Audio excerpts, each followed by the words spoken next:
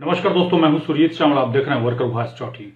दोस्तों, जिन लोगों का भी सहारा इंडिया के अंदर पैसा फंसा हुआ है या फिर जिन लोगों ने भी पोर्टल के ऊपर क्लेम किया है, वो लोग अपने पैसे को पाने का इंतजार कर रहे हैं। ऐसे में अभी 2024 समाप्त होने वाला है, दिसंबर बीतने में कुछ ही दिन बचे हुए हैं। आपको बता दूं कि इस साल हमने तकरीबन 125 के आसपास पूरे साल में वीडियो हमारा अपलोड हुआ है यूट्यूब पे, जबकि कुछ लोग ऐसे भी हैं जो कि देखिएगा तो एक साल में 11,000 तक वीडियो अपलोड कर देते हैं। खैर, उनका क्या इश्यू है वो अलग चीज है, लेकिन आपको बता दूं कि आप जो लोग भी अप्लाई किए हैं पोर्टल के ऊपर, वो जरूर जानना चाहते होंगे कि कितने लोगों का पैसा मिला, किन किन लोगों का पैसा मिला। और ऐसा ही सवाल संसद के अंदर उठा है। किन्होंने उठाया है, क्या सवाल किया गया था, सरकार की तरफ से क्या जवाब दिया गया है, और इस जवाब को अगर पढ़िएगा तो आपको कहीं ना कहीं ये फील होगा, प्रतीत होगा कि सरकार पोर्टल के बारे में जानकारी नहीं देना चाहती है जो सवाल पूछा गया है, जबकि पोर्टल के बारे में ही यहां पूछा गया है। इसका कॉपी भी मैं आप लोगों से शेयर करूंगा जैसे ही लाइव हिंद होगा। इसी वीडियो में जब यूट्यूब पे डालूंगा तो उसमें आपको दिखाऊंगा स्क्रीन पे, जिसमें आपको बता दूं कि लोकसभा के अंदर 16 दिसंबर 2024 को, यानी कि आज से 10 दिन पहले ये पूछा गया, लेकिन आज मेरे नजर में आया। इसमें जो सवाल पूछा था श्री सुनील कुमार ने, और उन्होंने वित्त मंत्री से पूछा था यह बताने की कृपा करेंगे कि क्या गरीबों के करोड़ों रुपए सहारा इंडिया फाइनेंस में फंसे हुए हैं। दूसरा सवाल था, यदि हां तो क्या सरकार ने एक पोर्टल खोला था और निवेशकों को सहारा इंडिया में जमा अपने पैसा वापस पाने के लिए उक्त पोर्टल पे आवेदन करने के लिए आमंत्रित किया था। पोर्टल के बारे में सवाल है ये। तीसरा सवाल था, यदि हां तो कितने निवेशकों को उनका पैसा वापस मिला। उसके बाद चौथा सवाल है, क्या सरकार या सेबी की बाकी लोगों को पैसा बांटने की कोई योजना है, और शेष निवेशकों को उनका पैसा कब तक वापस मिलने की संभावना है। ये पांचवा क्वेश्चन था, सुनील कुमार जी ने पूछा था, और इसका जवाब वित्त राज्य मंत्री श्री पंकज चौधरी ने दिया है। आपको याद होगा पिछले बार सदन में वित्त मंत्री सीतारमण जी ने कहा था कि कागज ले आओ, पैसा ले जाओ, तो उन्हीं के विभाग के ये मंत्री हैं, राज्य मंत्री हैं, जिन्होंने जवाब दिया है।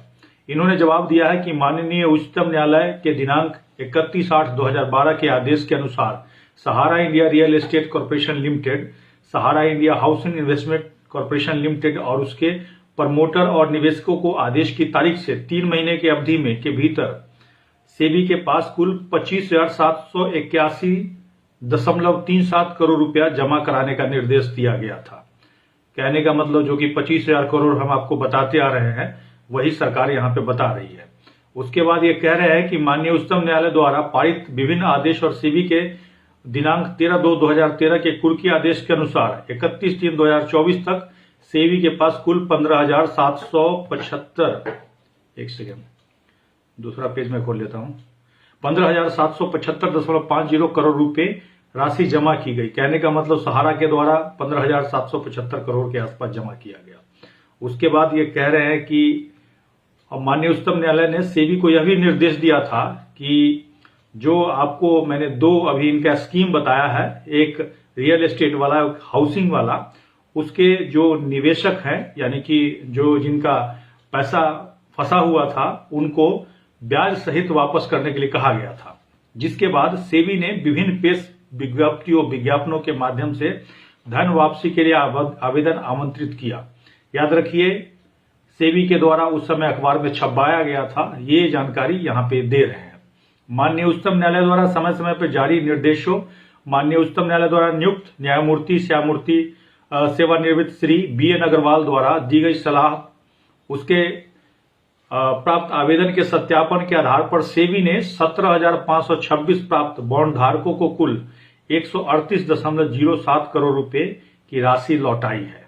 यहां पे आप देखिएगा तो पोर्टल के बारे में पूछा है, और चूंकि वित्त मंत्रालय की तरफ से जवाब दिया गया है, तो ये जो जवाब दे रहे हैं वो जो सेबी वाला जो पैसा आपका वापसी करने की बात हो रही थी, जो पैसा वापस किया गया 138 करोड़, उसके बारे में यहां जवाब दिया गया है कि 17,526 बॉन्ड धारकों को पैसा लौटाया गया है।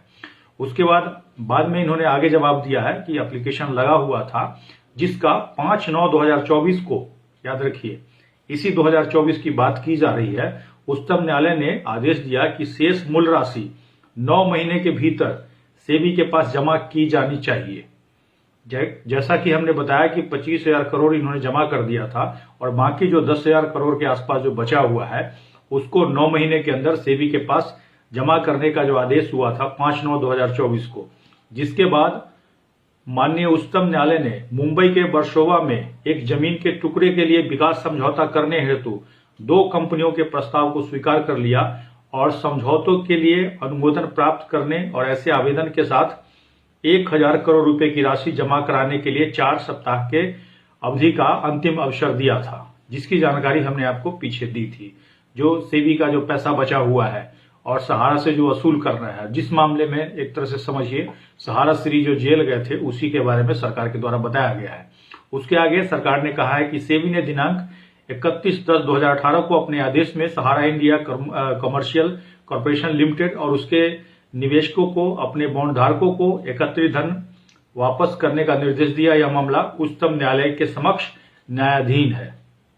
कहने का मतलब एक तरफ से अगर देखिएगा तो सरकार की तरफ से जो सेबी वाला मामला है उसका जवाब दिया गया है, जबकि यहाँ पे रिफंड पोर्टल की बात की गई थी और रिफंड पोर्टल के बारे में किसको पैसा मिला नहीं मिला ये कोई जवाब नहीं दिया गया है, कुछ बताया नहीं गया है।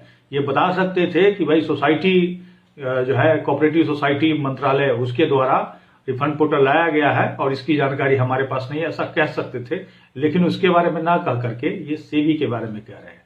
अब ये देखिए सेबी के बारे में इसीलिए यहाँ पे कहा गया है क्योंकि वित्त मंत्रालय की तरफ से उनके अंडर में आता है, जो कंपनी एक्ट के तहत रजिस्टर्ड था उसी की वजह से इन्होंने इसकी जानकारी दी है। और तो और जो आरबीआई ने लाइसेंस रद्द किया था उसी समय 2012 में आपको पैसा वापस मिल जाना चाहिए था, लेकिन पैसा आपको वापस नहीं मिला। एक बार आप कमेंट्स करके बताइए कि किसने आपको उस समय गुमराह किया, किसने आपको कहा कि आपको सेबी के पास क्लेम नहीं करना है, क्लेम कीजिएगा तो वहां आपका फंस जाएगा पैसा, आपको पैन कार्ड देना पड़ेगा। ये सारी बातें किसने आपको उस समय समझाई थी।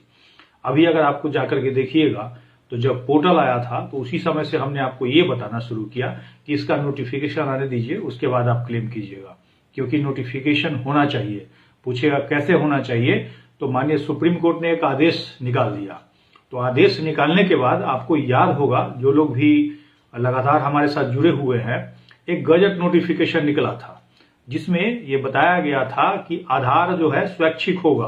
पोर्टल के बारे में आया था तो आधार स्वैच्छिक होगा। आप में से किन किन लोगों ने उसको पढ़ा था। तो उसी तरह का एक नोटिफिकेशन और निकलना चाहिए था जिसमें सरकार कम से कम ये बताती कि हम पहले 10,000 वाला को देंगे या फिर सबको 10-10 हजार देंगे, दूसरी बार में फिर हम इंस्टॉलमेंट करके देंगे। तो ऐसा लिखा हुआ कुछ आना चाहिए था, अधिकारी का साइन होना चाहिए था, या फिर जो कमेटी है उनके आदेश से होना चाहिए था साइन, और उसका कॉपी पोर्टल पे लगना चाहिए था। आप किसी भी मंत्रालय के वेबसाइट पे चले जाइए, किसी भी मंत्रालय के पोर्टल पे चले जाइए, वहां पे जो भी आदेश होता है उसका कॉपी पोर्टल के ऊपर अपलोड किया जाता है, जाके आप चेक कर सकते हैं। उसी के बाद उस आदेश को माना जाता है। कोई वैकेंसी निकलती है सरकारी विभाग में, या सरकारी विभाग में एक कुर्सी ही खरीदना है, उसके लिए भी सब लोग मीटिंग करके, जो अथॉरिटी होते हैं मीटिंग करके डिसीजन लेते हैं, तभी खरीद बिक्री होती है। और यहाँ तो करोड़ों रुपया बांटने की बात है। ऐसे में हमने नोटिफिकेशन का कॉपी मांगा है, नोटिफिकेशन का कॉपी नहीं दिया जा रहा है। आपने देखा होगा सुब्रत राय अगर मर गया तो उसका प्रूफ सरकार करेगी हमारे पास नहीं है, उनको दिल्ली पुलिस ने बताया, ऐसा हमारे पास सेबी का एक लेटर आया आरटीआई के माध्यम से। अब एक बात बताइए, सुब्रत राय की मृत्यु कहाँ हुई? महाराष्ट्र में, और उनको जलाया कहाँ गया? तो यूपी में। तो दिल्ली पुलिस कैसे उनको बता दीजिए? ये सोचने वाली बात है। अब यह दिल्ली पुलिस ने भी अगर आपको बताया तो हमें तो आपने कोई कागज नहीं दिया। उसी तरह जब हमने सहकारिता मंत्रालय से नोटिफिकेशन का कॉपी मांगा कि 50,000 देने का कोई आदेश जारी हुआ है, तो उन्होंने एक लाइन में लिख दिया हाँ जारी हुआ है, लेकिन नोटिफिकेशन का हमने कहा कॉपी दीजिए, तो उन्होंने कहा कि फ्रीक्वेंटली आस्क्ड क्वेश्चन में लिखा हुआ है। अरे भैया, फ्रीक्वेंटली आस्क्ड क्वेश्चन में लिखा हुआ रहेगा, आपने जो डिसीजन लिया उसका कॉपी तो दीजिए। तो ये डिसीजन का कॉपी ही नहीं दे रहे हैं। इससे आप सभी लोग समझ चुके होंगे, अच्छी तरह समझ चुके होंगे कि आखिर मैंने क्यों आपको कहा था कि क्लेम अभी मत कीजिए, इंतजार कीजिए। नहीं तो आप देखिए, मान लीजिए कि 100 करोड़ आदमी ने, माफी चाहूंगा, 1 करोड़ 1.25 करोड़ तो कह रहे थे, अब हो सकता है 2 करोड़ लोग पहुंच गए होंगे जिन्होंने अप्लाई कर दिया होगा। मान लीजिए एक आदमी को अगर 100 रुपया खर्च हुआ तो 2 करोड़ आदमी को कितना पैसा खर्च हुआ होगा? 200 करोड़ के आसपास खर्च हो गया होगा पोर्टल के ऊपर अप्लाई करने में। और मुझे नहीं लगता है कि केवल 100 रुपया ही खर्च हुआ है, जैसा कि आप लोग बता रहे हैं। कहीं पे 800 रुपया ले रहा है, कहीं पे 500 किसी से ले रहा है, किसी से 2-2 हजार रुपया ले रहा है। जिसका जितना कागज है उस हिसाब से आप लोगों से ले रहा है, जबकि उसको लेना नहीं चाहिए था। और तो और बहुत सारी जगहों पे जिन लोगों से साइन करवाया जा रहा है, ये लिखवा करके साइन करवाया जा रहा है कि हम नया मेंबर बन रहे हैं, या फिर शेयर एप्लीकेशन फॉर्म भरवाया जा रहा है। तो इसके बारे में हमने सोचा है कि SFIO का जांच चल रहा है, शायद हो सकता है इसी की वजह से ये नया मेंबरशिप फॉर्म वगैरह भरवा रहा है। तो मैंने सोचा है कि एक कंप्लेन जो सारा हमने पीछे वहां थाना वगैरह में दिया था, इस तरह से स्टाम्प वगैरह लगवा करके लोगों को ठग करके पोर्टल पे अप्लाई करने के नाम पे मेंबर बनाने का फॉर्म बैक डेट में भरवा रहा है, वो सारा लिख करके और मैं जाकर के हो सकता है SFIO के कार्यालय में दूंगा, या फिर डाक से भेज करके उनको सूचित करूंगा कि इसको भी देखा जाए। इस तरह का हो रहा है और कहीं ना कहीं ये सरकार की मर्जी से हो रहा है, क्योंकि पोर्टल पे इन्होंने लिख दिया है कि आप अपने सोसाइटी से संपर्क कीजिए। और सोसाइटी से लोग संपर्क करने जाते हैं तो उनसे फॉर्म भरवा लेता है कि हम इसमें पैसा जमा किए हैं या शेयर एप्लीकेशन फॉर्म जमा किया है। थोड़ी देर में वीडियो एंड होगा तो इसका कॉपी आपको वीडियो के डिस्क्रिप्शन में मिल जाएगा, खुद से आप पढ़ सकते हैं कि किस तरह सरकार ने पोर्टल के बारे में कुछ भी नहीं कहा है।